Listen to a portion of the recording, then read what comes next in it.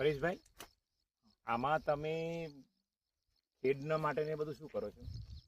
ઉનાળામાં ખાલી ચાસ પૂરતો આપણે ટ્રેક્ટરનો ઉપયોગ કરીએ છીએ જ્યારે ભેજ ન હોય ત્યારે. બરાબર. પછી જમીનમાં થોડા ઘણા અંશે પણ ભેજ શરૂ થાય.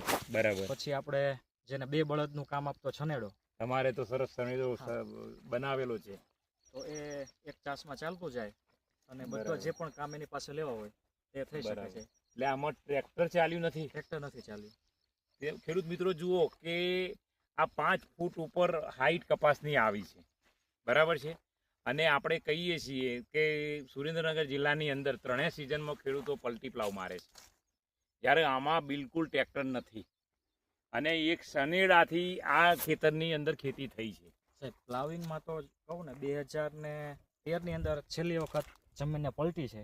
બરાબર. પછી લગભગ 4 થી 5 ઇંચથી નીચેની મેં ખેડ નથી કરી. બરાબર. એટલે છેલ્લા લગભગ 13 વર્ષથી આમાં પલટી પ્લાવ નથી આવ્યું. જમીનના નીચેના બેક્ટેરિયા નીચે કામ કરે. ખેડૂત મિત્રો, આ બહુ અગત્યનું છે. આ ટ્રેક્ટરો વાળા જે કપાસની ખેતીમાં વારંવાર પ્લાવ મારે છે. આ કપાસની જે વિશેષતા છે તમે જોઈ રહ્યા છો કે ફર્સ્ટ ક્લાસ કપાસ છે અને પુષ્કળ પ્રમાણમાં ઝીંડવા છે અને ફૂલ પણ એટલા બધા છે. હવે વિચારો કે ક્યાં ખેડ પાછળ આટલો ખર્ચો કરવાની જરૂર છે અને આમાં કોઈ પેસ્ટિસાઇડ પણ નથી આવી.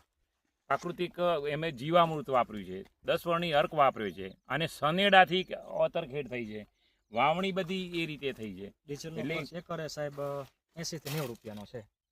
ડીઝલનો? ડીઝલ બસ 700-800 ml, વધીને આપણે 900 કરીએ, વધારે લોડમાં ચાલે. બરાબર. તો એટલે મારી